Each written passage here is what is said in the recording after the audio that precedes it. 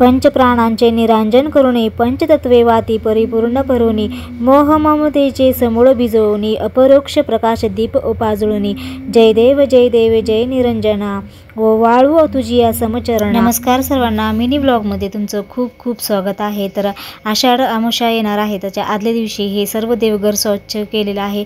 त्यानंतर सर्व मूर्ती पण स्वच्छ केलेल्या आहेत। तर असे छान चमकत होत्या, ते बघू शकता तुम्ही, खूप सुंदर मूर्ती दिसत होती आणि सगळं साफ केलेलं आहे। कारण आषाढ पौर्णिमेच्या आपल्या आषाढ अमावस्येच्या आदल्या दिवशी सर्व देवघर स्वच्छ करून पूजा केलेली आहे। आणि त्या दिवशी आषाढ अमावस्येच्या आदल्या दिवशी सर्व दिवे निरंजन सर्व दिवे काढून म्हणजे छान स्वच्छ केले, त्यानंतर हे पुसून ठेवले होते। तर आपण आजच्या दिवशी छान अशी तयारी करून ठेवली ना, तर आपण दुसऱ्या दिवशी जास्तीत जास्त सेवा करू शकतो। तर हे अमावस्येच्या दिवशी सकाळी छान लवकर उठून आपण सर्व देवांना अभिषेक केलेला आहे। थोडं दुधामध्ये हळद टाकून सर्वप्रथम गणपतीचे अभिषेक केला, नंतर महादेवाच्या पिंडीवर अभिषेक केला। त्या दिवशी गुरुपुष्पामृत होतं, तर त्या दिवशी मी हे सर्वांना देवांना अभिषेक केलेला आहे। तर हा व्हिडिओ आहे अमावस्येच्या दिवशी, म्हणजे सकाळी सर्व देवांना अभिषेक अभंग स्नान घातलेलं आहे। आणि बघा इथे श्रीयंत्राचीही पूजा केलेली आहे, श्रीयंत्राला कुंकुमार्चन केलेलं आहे।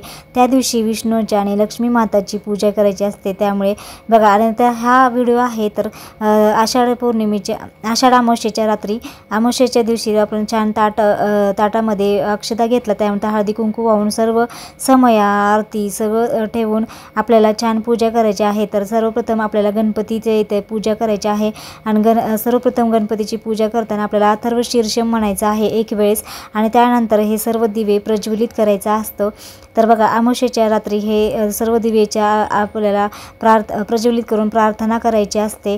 तर बघा हे सर्व दिवे प्रज्वलित केलेले आहेत, आणि व्हिडिओ सांगितल्याप्रमाणे आपल्याला हे सर्व दिवे प्रज्वलित करून आपल्याला प्रार्थना करायची असते। त्या दिवशी सर्व आपल्या लहान मुलांना घेऊन शुभम करोती नक्कीच म्हणायला लावायचं आहे, त्यांनाही आशीर्वाद घ्यायला लावायचं असतं।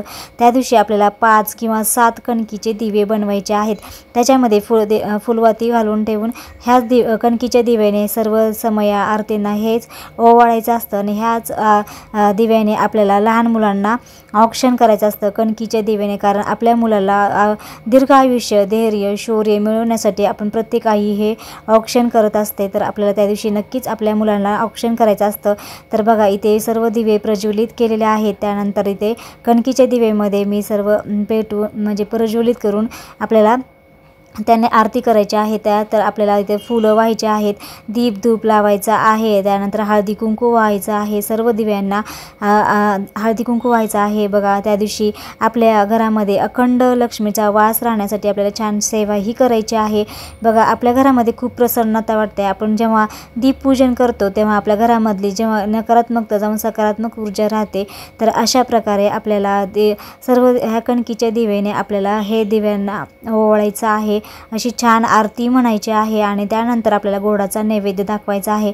गोडाच्या नैवेद्यामध्ये आपण खीर करू शकतो किंवा दूध साखरेचा नैवेद्य करायचा आहे, आणि सर्वांना नैवेद्य म्हणून ग्रहण करायला सांगायचं आहे। आणि छान त्या दिवशी खरंच घरामध्ये खूप सकारात्मक ऊर्जा वाटत होती आणि खूप प्रसन्न वाटत होतं।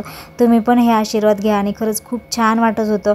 तर अशा प्रकारे हे दीपपूजन झालेलं होतं त्या दिवशी रात्री, तर तुम्ही बघू शकता। तर आजचा व्हिडिओ तुम्हाला कसा वाटला ते नक्की कमेंटमध्ये सांगा, आणि कमेंटमध्ये श्री स्वामी समर्थ लिहायला विसरू नका। अशा छानशा व्हिडिओमध्ये पुन्हा भेटू, तोपर्यंत सगळ्यांना श्री स्वामी समर्थ, जय जय स्वामी समर्थ।